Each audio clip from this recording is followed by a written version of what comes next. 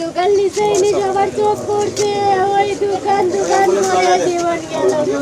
মঙ্গলবার ভোরে ক্ষতবিক্ষত লাশ পড়ে থাকার খবরে বগুড়া শহরের ফুলবাড়ি এলাকায় করতোয়া নদীর বান্নি মেলা সেতুতে ভিড় করেন স্থানীয়রা। পরে স্বজনরা এসে নিশ্চিত করেন লাশটি স্থানীয় মুদি দোকানি বাবর আলীর।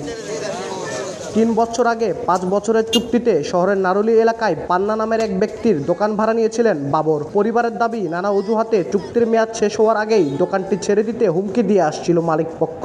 এর জেরে সোমবার রাতে বাবরকে বাড়ি থেকে তুলে নিয়ে যায় কয়েকজন দুর্বৃত্ত। দাওয়াপাড়ার দোকান যখন নেছে তখন থেকে এই সময়টা তারা কয় যে দোকান ছাড়ে দিব না, তোকে মারাই ফেলে দেবো।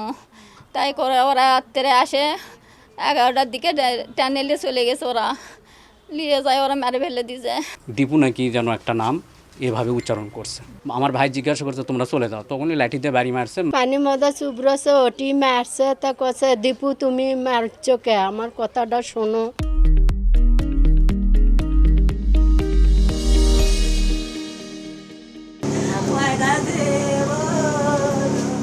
ঘটনার বিষয়ে আইনশৃঙ্খলা রক্ষাকারী বাহিনীর কেউ ক্যামেরার সামনে কথা বলতে রাজি হননি। তবে স্থানীয় এক জনপ্রতিনিধি জানান, দুর্বৃত্তরা বাবরকে হত্যার পর লাশ সেতুর উপরে ফেলে রেখে যায়। প্রশাসনের সাথে যোগাযোগ করলাম, শহর থানার অফিসারের কথা বললাম যে এর ভিতরে তো এখানে একটা ডেড বডি পাওয়া গেছে। তারপরে তারা আসলো, আসে সুরতার রিপোর্ট তৈরি করে ডেড বডি নিয়ে গেল। মরদেহ ময়নাতদন্তের জন্য পরে নেওয়া হয় বগুড়া শহীদ জিয়াউর রহমান মেডিকেল কলেজ হাসপাতাল মর্গে। আব্দুল আউয়াল, সময় সংবাদ, বগুড়া।